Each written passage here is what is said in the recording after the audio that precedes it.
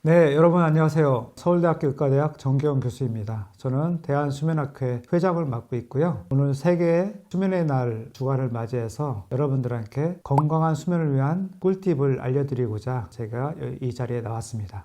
여러분들 밤마다 잘 주무시나요?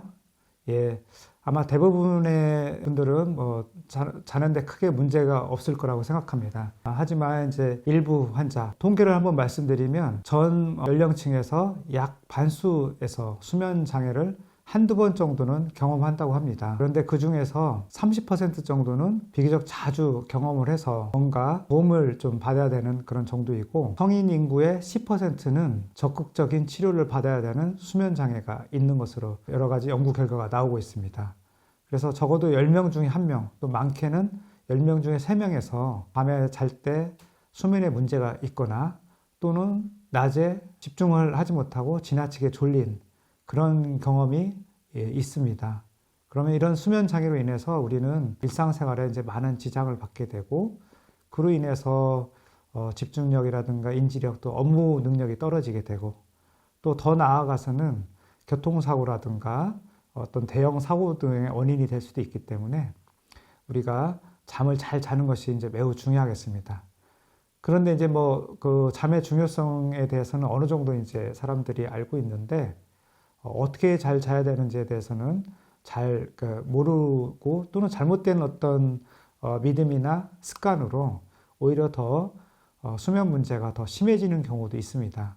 그래서 오늘 제가 여러분들께 쉽고 간단한 그런 꿀팁을 알려드릴 테니까 여러분들이 잘 듣고서 한번 실천해 보시면 좋은 잠을 자는데 도움을 되지 않을까 이렇게 생각이 됩니다. 먼저 제가 간략하게 아까 처음에 세계 수면의 날이라는 게 기념을 한다고 그랬는데, 아마 대부분 모르실 거라고 생각됩니다. 세계 수면의 날은 월드 슬립 소사이어티라는 세계 수면 학회에서 해마다 제정하는 건데, 매년 3월 셋째 주 금요일, 그러니까 올해는 3월 19일이 되겠습니다.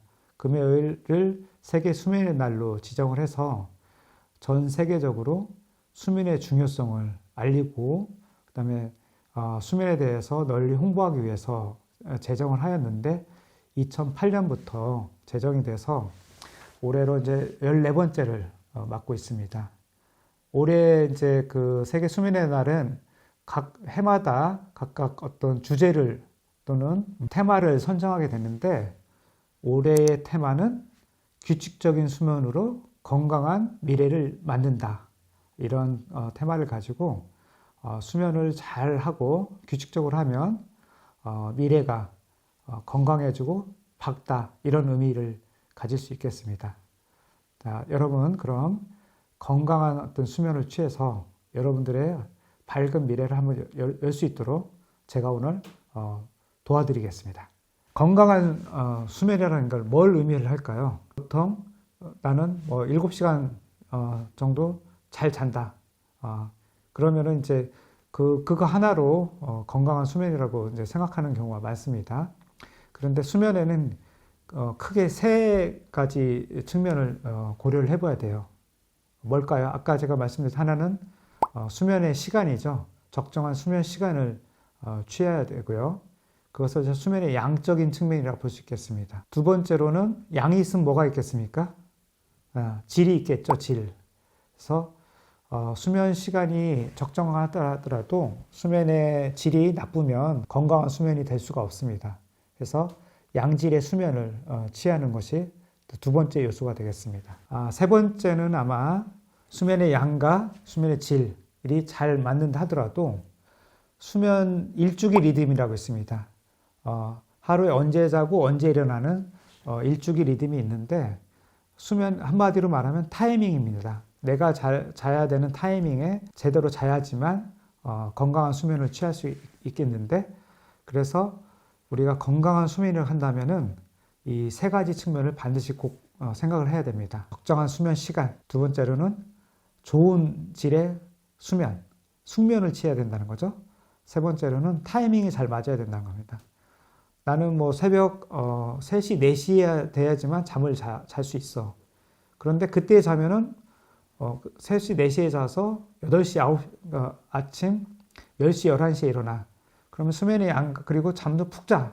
그럼 수면이 양과 질은 맞지만, 그런데 이 사람이 아침에 7시에 일어나서 이제 8시까지, 9시까지 출근을 해야 된다.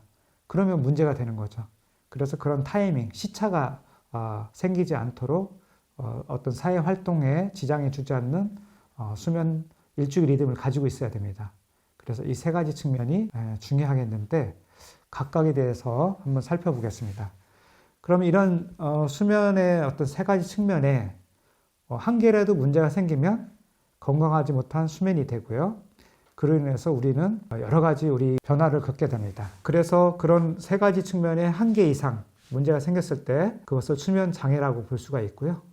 수면 장애가 우리 몸에 미치는 영향은 굉장히 광범위합니다. 머리끝부터 발끝까지, 그리고 신체적 기능뿐만 아니라 인지 기능, 그 다음에 정서 기능, 그리고 생리적 기능이 다 영향을 받게 됩니다.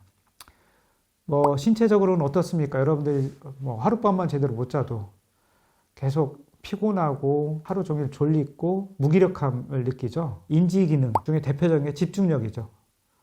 집중을 할 수가 없죠. 심하면은 꾸벅꾸벅 아무 때나 시도 때도 없이 졸 수가 있죠. 그리고 기억도 제대로 안 되고 논리적으로 어떤 생각하고 싶지가 않습니다. 그냥 귀찮죠. 네. 그럼 정서적으로는 어떨까요? 잠을 못 자고 그러면 짜증이 나죠. 그리고 사람이 까칠해집니다. 네. 그리고 불안정하고 신경질이 많이 나죠. 더 나아가서 만성화되면은 우울감이 생기고 실제로 우울증이 잘 생기는 원인이 됩니다. 마지막으로 생리적인 요인이 있는데 잠을 제대로 못 자면 우리 자율신경, 혈압, 맥박, 호흡이 안정되지 못하고 거칠거나 왔다 갔다 하기 때문에 혈압이 상승할 수가 있고 맥박이 뛰어서 부정맥이 올 수도 있고, 그 다음에 우리 체내 대사, 혈당이라든가 지방질 농도, 대사들이 원활하게 이루어지지 않습니다. 한마디로 우리 몸의 모든 기능에 영향을 받게 되는 거죠. 그래서 잠을 잘 자는 것이 매우 중요하겠습니다.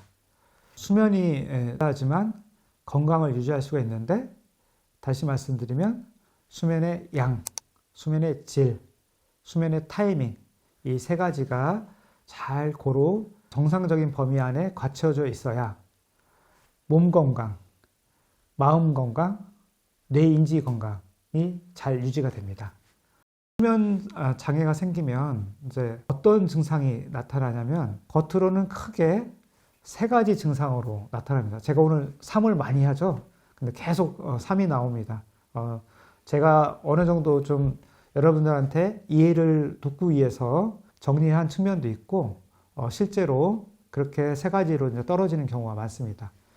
자, 잠을 제대로 못 자는 수면 장애 증상이 있으면 어떤 증상이 생길까요? 첫째로는 밤에 제대로 못 자는 증상이 있을 수가 있겠죠. 불면증 또는 불면이라고 얘기할 수 있습니다. 두 번째로는 밤에 제대로 못 자니까 그로 인해서 낮에 심하게 졸릴 수 있죠.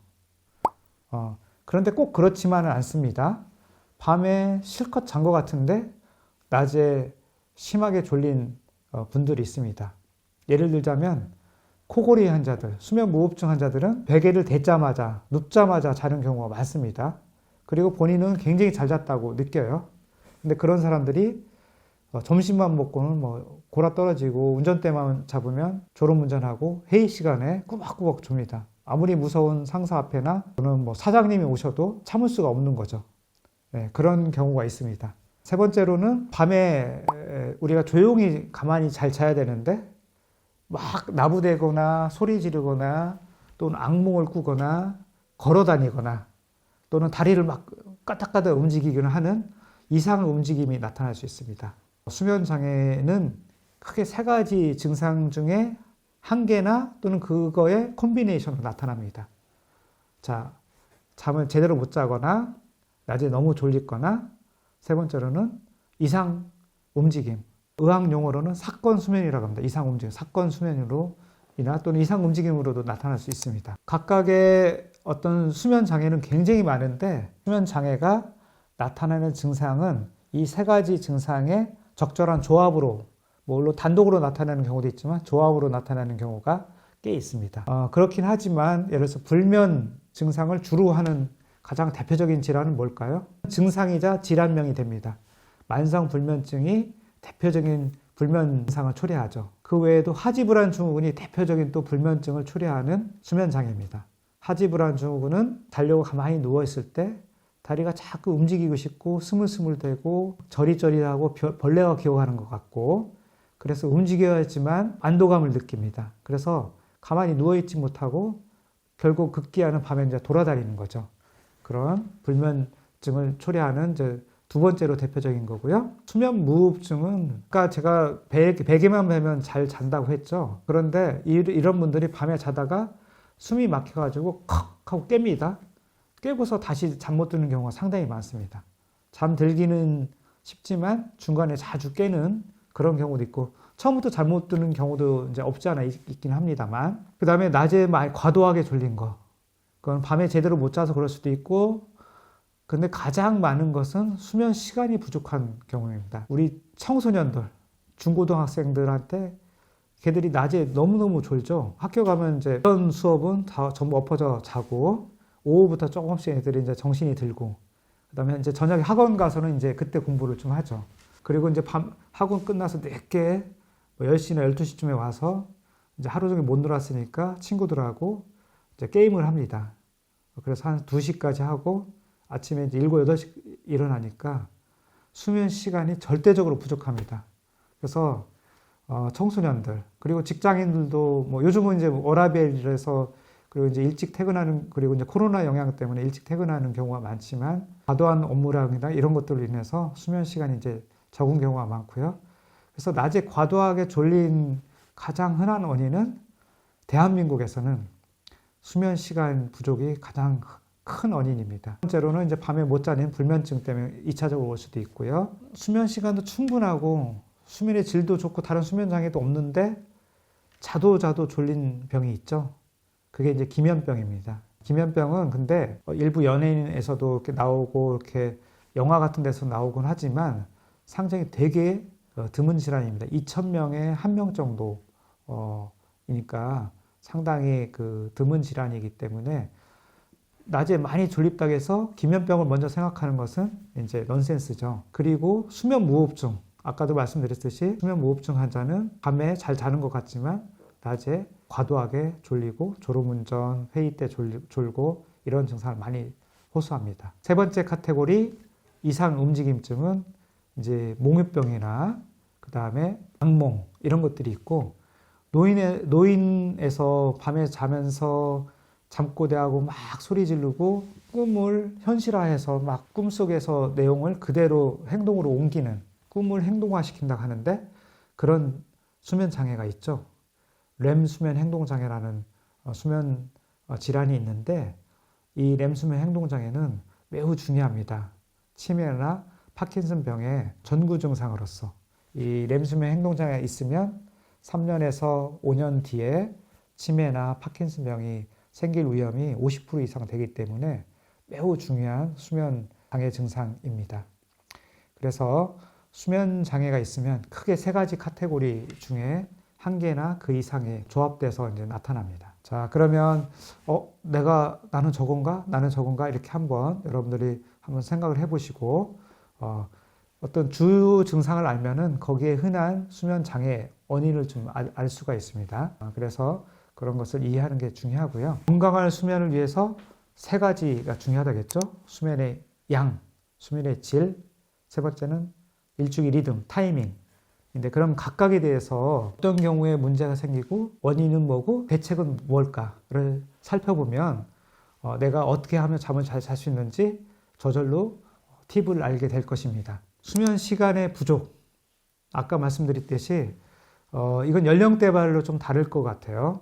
그런데 이제 청소년에서는 과도한 어떤 공부, 학원, 그렇게 우리 아이들, 학생들을 잠을 못 자게 이제 밀어넣는 것은 어떤 사회적인 문제이죠. 그러니까 성적이 최고이고 대학에 좋은 대학 가야 되고 그것을 또 부모나 사회에서 그런 압박을 가하니까 학생들이 이제 잠을 줄여가면서 공부를 할 수밖에 없는.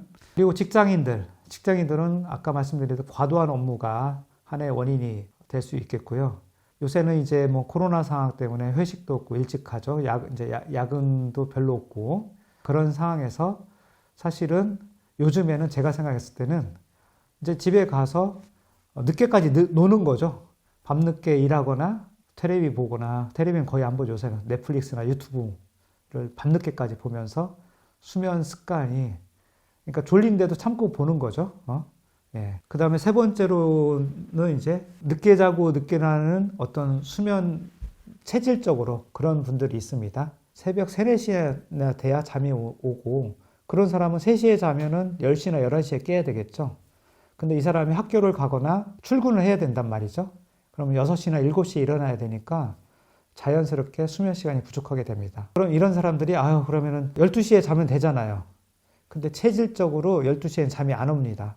그래서 아무리 12시에 누워도 3시까지는 잠이 안 오는 거죠. 그러면 불면증을 호소하게 돼요. 어쨌든 간에 이 사람들은 자기 정해진 생체 시계가 있기 때문에 뭐 4시에 자는 사람도 있고 5시에 자는 사람도 있고 그렇습니다. 그래서 체질적으로 수면 시계, 생체 시계가 늦게 자고 늦게 오는 사람은 수면 시간이 부족할 수밖에 없어요. 그 사람이 이제 프리랜서가 아닌 다음에는 수면 시간이 부족하면 그럼 어떤 증상이 생기냐? 다 뭐 예상할 수 있는 거죠. 항상 졸리고 피곤하죠. 무기력하죠. 우울감 생기고 집중이 안 되고 짜증나고, 그리고 또 온몸이 막 쑤시고 아파요. 삭신이 쑤시고 아프고 이런 것들이 이제 생깁니다. 그러면 우리가 꿀팁을 하기 위해서는, 건강한 수면을 위해서는 수면 시간을 우리가 교정을 해야 되는데, 그러면 나한테 맞는 적절한 수면 시간이 얼마나 될까? 보통 우리가 통상 성인에서는 7시간에서 9시간이 이제 적절한 수면 시간으로 돼 있어요. 근데 범위가 굉장히 넓죠. 몇 시간 주무세요? 몇 시간 자세요? 몇 시간? 하루에? 6시간, 7시간 사이로. 예, 우리 부장님 몇 시간? 저도 한 7시간 정도요? 예, 근데 낮에 졸린 정도는 어떻습니까? 점심 먹고 특히 많이 졸립니다. 어떠세요? 네, 그렇죠? 예. 지금 제 청중이 2분 계신데 제가 졸리지 않으려고 이렇게 한번 질문해봤습니다. 대개 우리나라 성인은 이제 7시간이나 그거 약간 보면 6시간 반에서 7시간이 제일 많더라고요. 그런데 그러면은 어떤 분은 나는 뭐 5시간 자도 충분하다. 어떤 분은 8시간 자도 난 8시간 잤는데도 항상 졸리고 부족하다. 그래서 나의 적절한 수면 시간을 찾는 게 우선 첫 번째 단계입니다. 나의 적절한 수면 시간이 찾는 것을 4가지를 가지고 알려드리겠습니다. 첫 번째로 아침에 일어날 때 알람 없이 자발적으로 일어나야 돼요. 알람 없이 자발적으로 일어나는 시간이 본인의 기상 시간이에요. 두 번째로 일어났는데 개운하고 활력이 있어야 돼요. 일어나는데 막 개운감도 없고 늘어지고 그냥 눈은 깼는데 몸은 일어나기 싫고 이러면은 적절한 수면 시간이 아닙니다. 세 번째로 낮에 졸리지 않아야 돼요. 물론 우리가 이제 점심을 조금 많이 먹고 약간 식곤증, 그 정도는 뭐 우리가 허용할 수 있으나 낮에 심하게 졸립고 특히 오전부터 졸립다든가 이러면은 뭐 예를 들어서 그냥 활동할 때는 괜찮은데 뭐 앉아서 사무를 보거나 회의를 할 때 졸립다. 그거는 수면 시간이 부족한 거죠.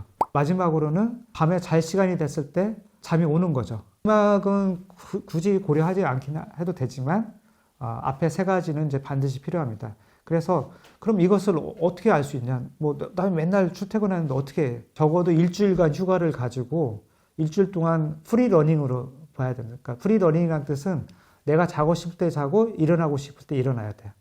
그래서 그거를 일주일간 해서 통계를 내보면 나의 진정한, 나한테 필요한 원칙은 2주를 자야지 되는데, 왜냐하면 대부분 현대 직장인은 특히 우리 한국 사람들은 만성적으로 수면 부족이에요. 그래서 만성적인 수면 부족 회복하는 데는 1주에서 2주 이상 걸립니다. 그래서 그 부족한 수면이 다 회복이 되고 나면은 이제는 본인의 원래 자는 시간과 원래 깨는 시간으로 맞춰져요. 그럼 그 시간이 나한테 적절한 수면 시간입니다. 그러니까 쉽지 않죠. 여러분들이 아마 그 휴가를 가면 첫 2, 3일은 뭐 잠자느라고 어디 구경하기도 싫을 때가 많으면, 저도 그렇게 충분히 자고 나면은 그 다음부터는 이제 더 자고 싶어도 좀 잠이 안 오거든요. 그게 나한테 알맞는 적절한 수면 시간입니다. 그 시간을 찾아서 그것을 지켜야지만 내 신체에 맞는 시간이 되고, 그렇게 찾았지만 수면 시간은 연령대별로 적절한 수면 시간이 다 다릅니다. 그래서 내가 예를 들어서 30대 때 나는 뭐 8시간, 9시간이었는데 40대 됐다고 똑같이 되는 게 아니라 일반적으로 나이가 들수록 적절한 수면 시간은 좀 줄어듭니다. 적절한 어떤 수면 시간을 자기 나이에 맞는 수면 시간을 찾는 게 첫 번째 단계가 되겠습니다. 자, 그러면 이제 원인도 알았고 나한테 필요한 수면 시간을 알았어요. 그러면은 수면 부족에 의해서 내가 낮에 졸리고 피로하고 건강한 수면을 취하지 못하는 경우에 부족한 수면을 늘리기 위해서는 어떻게 해야 되느냐. 첫 번째로는 이제 취침 시각을 잘 지켜야 되는 거죠. 일정한 시간에 취침 시간을 넘기지 않고 잘 수 있도록 하는 게 중요하겠고요. 저녁에 과식, 과음, 커피 같은 각성제가 들어있는 음료수 마시면 당연히 잠을 방해하고 수면 시간이 뒤로 밀립니다. 그리고 저녁에 지나치게 밝은 조명하에, 지금 이거 촬영하느라고 굉장히 밝은데요. 만약에 지금 초저녁인가 그런데 10시 이후에 이렇게 밝으면 멜라토닌 분비가 억제가 됩니다. 그렇게 하면 멜라토닌은 수면 유도 호르몬이죠. 잠자는 시간이 늦춰져요, 뒤로. 그래서 밝은 빛, 그리고 스마트폰, 이런 그 LED 그 조명에 노출되면은 파란색의 단파장, 470, 80 나노미터의 단파장이 주로 나오는데 그것이 멜라토닌을 억제시켜주는 역할을 합니다. 그럼으로써 멜라토닌은 무슨 역할을 하냐면 수면 유도라기보다는 수면의 타이밍을 결정해주는 호르몬이에요. 근데 타이밍을 늦춰줍니다. 멜라토닌이 안 나오는 타이밍이 늦춰주는 거죠. 그래서 밝은 조명 피해야 되고요. 그 다음에 저녁에 격렬한 운동을 하게 되면 우리의 그 교감신경이 활성화되면서 수면 시간이 또 늦춰집니다. 그리고 뇌를 너무 흥분시키면 안 됩니다. 뭐 재미있는 영화를 막 본다든가 또는 너무 흥분되게 논다든가 하면은 잠이 잘 안 오죠. 그래서 적절한 양의 저녁을 먹고 가벼운 운동을 하고 어두운 조명에서 좀 은은한 조명에서 이제 취침 시간이 되면은 잠을 잘 준비를 해야지만 잠을 제대로 잘 수가 있고, 그럼으로써 우리가 부족한 수면 시간을 확보할 수가 있는 겁니다. 부족한 수면 시간은 의사가 고쳐줄 수 있는 게 아닙니다. 본인이 자기 생활 수면 습관을 확보해서 잘 지키는 방법밖에 없습니다. 두 번째로는 이제 수면 각성 주기 불일치, 그러니까 타이밍이 안 맞는 경우죠. 가장 대표적인 게 뭐겠습니까? 비행기 타고 외국으로 여행 갔을 때 시차 증후군이죠. 한 번씩은 다 경험을 해봤죠. 특히 여기에서 이제 미국으로 가게 되면 미국까지는 16시간 정도 차가 있죠. 그러면 우리가 시차에 적응하는 데는 1시간당 하루가 걸립니다. 근데 제가 이제 미국 가서 시차에 적응하려고 막 학회 이제 낮에 학회 강의 듣다가 막 꼬박꼬박 졸다가 이렇게 하다가 돌아올 때쯤 되면 조금씩 적응이 돼요. 근데 돌아오죠. 돌아와서 또 힘들죠. 네? 네. 그래서 그런 시차 증후군을 다 이제 경험을 해봤을 거고, 그런데 아까 제가 말씀드린 대로 늦게 자고 늦게 일어나는 사람은 사회적 시차 증후군을 겪게 됩니다. 소셜 제트랙을 겪어요. 이런 분들은 아침에 일어나기 너무 힘들고, 그 다음에 낮에 많이 졸리고, 그렇죠. 제가 늦게 자고 늦게 일어나는 체질을 말했지만 그 반대의 체질도 있어요. 일찍 자고 일찍 일어나는 수면 체질이 있는데, 체질적으로 그런 분도 있고, 또 나이가 들면 노인들은 초저녁잠이 많아진다고 그러죠. 그래서 일찍 자고 일찍 일어나 깨게 되는데, 이런 노인도 있습니다. 8시, 9시에 졸려요. 그래서 8시, 9시에 자는 거죠. 아니면 이제 안 자려고 뭐 이제 저녁 먹고 소파에 앉아서 테레비 켜놓죠. 근데 깜빡 자요. 그래서 11시나 12시쯤 깹니다. 그러면 나이 한 70 먹은 노인이라고 칩시다. 그럼 노인에서, 그리고서 이분은 이제 어떻게 하냐면 4시, 5시까지 자기를 원해요. 근데 잠이 오지가 않죠. 그래서 수면제 달라고 수면 클리닉에 오는 경우도 꽤 많습니다. 네, 이렇게 본인의 어떤 생체 시계하고 사회 활동 시간이 안 맞으니까 밤에 아무것도 할 게 없이 너무 심심하니까 자고 싶은 거고, 그런데 사실 70대 노인에서는 4시간, 5시간 자면은 이미 다 잔 거거든요. 그래서 더 잘 수가 없는데 그것을 억지로 더 자려고 하고 수면제를 먹으려고 합니다. 수면 각성 주기가 불일치가 있는데 이 불일치 원인을 알아서 그걸 자연스럽게 일치를 시키려고 해야지 뭐 수면제를 먹는다든가 다른 방법을 잘못된 방법을 썼을 때는 수면에 도움도 되지도 않고 오히려 우리 몸에 해로운 경우가 될 수가 있겠습니다. 그럼 수면 각성 주기의 문제에서 이 생체 시계가 불규칙한 그런 것을 어떻게 그러면 우리가 맞출 수 있느냐? 이것은 우리 생체 시계의 타임을 설정해서 거기에 맞게 규칙적인 생활을 지키는 게 매우 중요합니다. 그러면은 우리 생체 시계를 일정하게 유지시켜주는 타이머가 크게 세 가지가 있습니다. 세 가지. 또 세 가지 나오네요. 첫 번째로 가장 중요한 타이머는 햇빛입니다. 햇빛. 우리가 생체 시계가 생긴 이유가 24시간이 지구가 자전하기 때문에 거기에 적응하기 위해서 우리 모든 생명체에는 생체 시계가 존재합니다. 그런데 이게 24시간이 아니라 사람의 생체 시계는 24.2시간입니다. 그러니까 2시간이니까 5분의 1이니까 약 12분 정도씩 매일 늦어지는 거죠. 그러니까 그거를 햇빛을 보지 않게 되면은 오늘 7시에 일어나던 사람이 내일은 7시 12분, 그 다음에 24분. 일주일 지나면 1시간이 차이가 나는 거죠. 5일 정도 지나면. 이런 식으로 계속 뒤로 밀리는데 아침에 햇빛을 봄으로써 얘 밀리는 것을 햇빛이 리셋을 시켜줍니다. 그래서 햇빛이 매우 중요한 역할을 하고요. 햇빛을 제대로 못 보는 경우에 생체 시계의 그 리셋 되는 정도가 약해지기 때문에 사회적 시차 증후군이 생길 수가 있습니다. 햇빛이 가장 중요하고 강력하지만 다른 두 가지가 또 중요한 게 있는데 음식입니다. 일정한 시간에 식사를 하게 되면 식사 시간에 맞춰서 우리 생체 시계가 조율이 됩니다. 그래서 우리가 소위 우스갯소리로 배꼽시계 얘기 많이 하죠. 배꼽시계가 실제로 세포 생물학적인 근거가 밝혀졌고 메커니즘 밝힌 공로로 2018년도에 세 분의 노벨 생리의학상을 받으셨잖아요. 생체시계 비밀을 캐내서. 그래서 식사를 불규칙하지 않게 하고 일정한 시간에 하게 되면 우리 생체시계가 안정화됩니다. 세 번째로는 운동이나 활동력입니다. 그래서 특히 일정한 시간에 운동을 하게 되면 우리 생체시계가 안정하게 됩니다. 그래서 세 가지 타이머를 결정하는 세 가지. 햇빛. 아침에 햇빛이 가장 중요합니다. 두 번째로는 규칙적인 식사 습관. 세 번째는 운동. 이것을 했을 때 우리 수면 각성 일주기 리듬이 안정되게 유지가 돼서 좋고요. 그 다음에 늦게 자고 늦게 일어나는 체질. 일찍 자고 일찍 깨는 체질. 이런 사람들은 햇빛을 가지고 다닐 수는 없잖아요. 그래서 광치료구가 있습니다. 밝은 빛 치료를 해서 굉장히 밝은 빛을 내는 조명 기구가 있는데 그것을 일정한 시간대에 쐬주면 타입이 약간 앞쪽으로 당겨지고 또 일찍 자고 일찍 일어난 사람은 뒤로 밀려주는 그런 역할을 합니다. 일찍 자고 일찍 일어난 분은 초저녁에 굉장히 밝은 빛을 쬐게 되면 이 멜라토닌이 분비가 늦어지면서 조금 늦게 자고 늦게 일어난 쪽으로 약간 이동을 합니다. 근데 유전적으로 그렇게 체질적으로 돼 있는 분들이 있거든요. 그런 분들은 결국 그 유전자 영향 때문에 원래대로 돌아가는데 이것을 지속적으로 계속 유지를 하면 어느 정도 이제 본인의 생체 리듬을 사회적 시계에 어느 정도는 이제 조율을 시킬 수 있는 거죠. 자, 마지막으로는 수면의 질적인 문제입니다. 양질의 수면을 취하지 못하면 당연히 수면 건강에 문제가 생기는 거죠. 그런데 수면의 질적인 문제는 대부분이 수면 장애에 의해서 생깁니다. 아침에 일어나기 어렵고 특히 자도 피곤하다. 이런 분들은 수면의 질이 문제가 있는 가장 대표적인 증상입니다. 그러면 양질의 수면이라는 게 무엇인가? 수면은 크게 두 종류로 나뉩니다. 하나는 렘 수면, 다른 하나는 비렘 수면으로 나뉘는데요.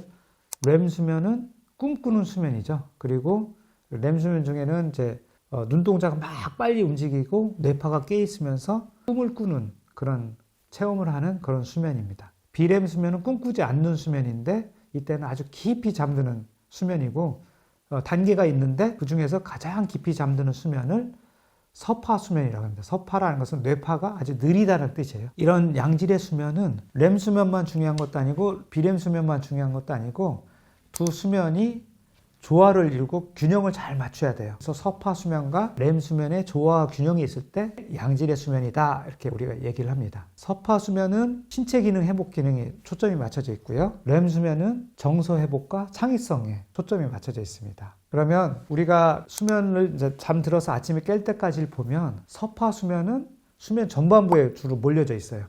특히 잠들고 90분 이내에 가장 많습니다. 렘 수면은 깨기 1시간 전에 주로 몰려 있어요. 그래서 잠들고 바로는 서파 수면, 아침에 깰 때는 꿈꾸는 수면, 렘수면이 대칭적으로 있어서 이 두 가지 수면이 그 분포가 잘 대칭적으로 있고 양도 충분해야지만 우리가 양질의 수면을 취했다 이렇게 얘기를 할 수가 있어요. 그래서 서파수면 또는 숙면이라고 하는데 숙면을 얘기한다는 것은 서파수면이 있다는 뜻을 의미합니다. 이 서파수면은 수면 전반부에 나타나고 전체 수면의 약 15% 정도를 차지해요. 그 다음에 서파수면 때 성장 호르몬이 왕창 분비가 됩니다. 그래서 아이들이 잠을 충분히 재워야 되는 이유도 성장 호르몬이 충분히 분비돼서 키를 크게 하고 육체적으로 성장하게 만듭니다. 그럼 성인이나 노인은 필요 없겠네요? 그렇지 않습니다. 성장 호르몬은 세포 활동 수준에서 세포의 여러 가지 대사 기능을 관장하는 중요한 호르몬입니다. 나이가 들어서 없어지는 게 아니고요. 그 다음에 서파수면 때는 기억을 공고히 하는 그런 역할을 합니다. 그래서 유지하는 데 있어서 매우 중요하고요. 그 다음에 최근에 밝혀진 아주 중요한 연구 결과가 있는데 서파수면 때 아밀로이드라는 뭐냐면 나쁜 단백질인데 그게 침착이 되면 치매가 걸리거든요. 근데 서파수면 때 이 아밀로이드가 배출이 됩니다. 뇌 바깥으로. 그래서 치매를 예방할 수 있는 것으로 알려져 있고요. 그리고 면역 시스템을 활성화시킵니다. 그래서 사이토카인이라고 여러분 들어보셨죠? 그 코로나 바이러스 걸려서 사이토카인의 그 폭풍에 의해서 사람이 죽고 이렇게 한다고 해서 사이토카인은 면역 물질, 면역 매개 물질인데 서파수면 때 사이토카인 분비가 왕성화되면서 면역 기능을 강화시키는 역할을 합니다. 그러니까 이렇게 수면 중에 매우 중요한 신체 활동이 일어납니다. 그러면 렘 수면 때는 어떤가? 꿈을 꾸죠. 근데 꿈꾸는데 우리는 아침에 기억을 잘 하지는 못하지만 우리가 수면 검사를 해보면 렘 수면이 반드시 나타나야 됩니다. 그래서 렘 수면은 전체 수면 중에 25%나 차지해요. 낮에 경험한 사건을 재생합니다. 재생하면서 기억을 강화시키는 역할을 합니다. 그래서 기억 강화는 서파 수면과 렘 수면이 서로 조화를 이루어서 기억을 강화시키고요. 그 다음에 정서 활동에 있어서 매우 중요합니다. 렘 수면이 부족하거나 문제가 생기면 우울증이 잘 생기는 것으로 되어 있고요. 우울증 환자는 렘 수면이 부족하고 제대로 안 나옵니다. 그런 상관관계가 있고 그 다음에 창의적인 사고 이것은 렘 수면 때 일어납니다. 근데 왜 그럼 창의적 사고가 렘 수면 때 일어나는지 아직 정확하게는 잘 모르지만 우리가 렘 수면 때는 뇌에 다양하게 기억 저장소가 다 떨어져 있는데 이것들을 랜덤하게 엮어주는 역할을 해요. 그래서 서로 맥락이 다른 것들이 서로 만나서 새로운 것들을 만들어내서 새로운 꿈을 꾸게 하는 거죠. 꿈을 꾸면서 그런 것들이 만들어내니까 우리가 평상시에는 미처 생각하지 못했던 것들이 꿈을 꾸면서 창조를 하거나 창의력이 발휘되는 거고 역사적으로 많은 유명한 창작물들이 꿈을 꾸다가 생겨난 것들이 많이 있습니다. 아주 또 놀라운 연구 결과가 하나 있는데요. 렘 수면이 부족했더니 사망률이 증가했다. 13%나 증가하는 것을 최근에 자마 뉴럴로지라는 미국의 유명한 학술 잡지에 발표가 됐습니다. 2,600명의 그 피험자들 대상으로 20년간 추적을 해서 처음에 렘 수면의 양을 보고 나중에 사망의 관계를 봤더니 렘 수면이 부족한 사람들이 사망률이 훨씬 높았습니다. 우리가 양질의 수면이라는 하는 거는 뭐 렘 수면만 중요한 것도 아니고 비렘 수면만 중요한 것도 아니고 그 두 가지가 잘 조화를 이루어야 되는데 그러면 수면의 질을 개선하기 위해서 양질의 수면을 위해서 어떻게 해야 되나? 자, 첫 번째로 규칙적인 운동을 하고 낮에 햇빛을 쬐고 신체 활동을 증가시켜야 됩니다. 그렇게 함으로써 우리의 생체 시계의 활동 폭이 굉장히 커집니다. 생체 시계의 진폭이 아주 커짐으로써 생체 시계가 튼튼해지고 그 다음에 밤에 잘 때 깊게 자고 낮에는 활발하게 활동할 수 있게 됩니다. 그리고 수면의 질에 안 좋게 하는 가장 중요하고 흔한 원인은 뭐라 그랬죠?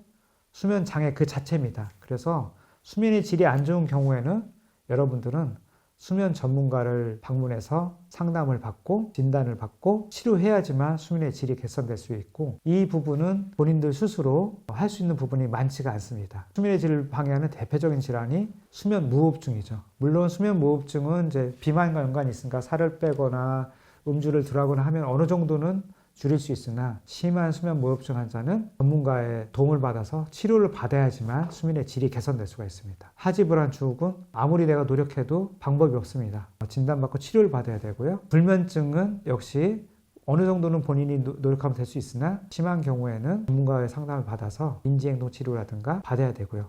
그 다음에 기타 사건 수면이나 렘 수면 행동장애도 역시 수면 장애에 맞는 치료를 받음으로써 수면의 질을 개선시켜서 건강한 수면을 취할 수 있게 되는 겁니다. 그래서 수면의 질이 안 좋다고 느끼면 반드시 진단을 받아야 되겠습니다. 수면의 질을 안 좋은 것의 가장 대표적인 증상은 뭐라고 그랬죠? 자도 피곤하다, 졸립다, 아침에 일어나기 너무 힘들다. 이럴 때는 수면의 질에 문제가 있다고 볼 수 있습니다. 자, 이제 제가 여러분들한테 말씀드린 꿀팁을 이제 정리하고자 합니다. 건강한 수면을 취하기 위해서는 3가지가 중요하다고 했는데, 나에 맞는 적절한 수면 시간. 두 번째로는 조화 있는 렘수면과 비렘수면이 조화를 이룬 양질의 수면. 세 번째로는 타이밍이 잘 맞는 정상적인 수면 각성 주기를 골고루, 이 3가지가 골고루 잘 유지가 될 때 우리는 건강한 수면을 취할 수가 있고, 각각의, 그래서 어떻게 말씀드리면 꿀팁이라고 해야 될지 모르겠으나 어떻게 보면 상식적인 얘기일 수도 있는데, 여러분들이 오늘 수면에 대해서 정확하게 이해를 하고, 그리고 꼭 수면 문제가 있어서만 이 강의가 중요한 게 아니라 건강한 수면은 평상시에 지켜야 됩니다. 평상시에 이런 수면의 중요성을 알고 잘 유지하고 지킨다면은 여러분들이 건강한 수면을 잘 영위할 수 있을 거로 생각합니다. 감사합니다.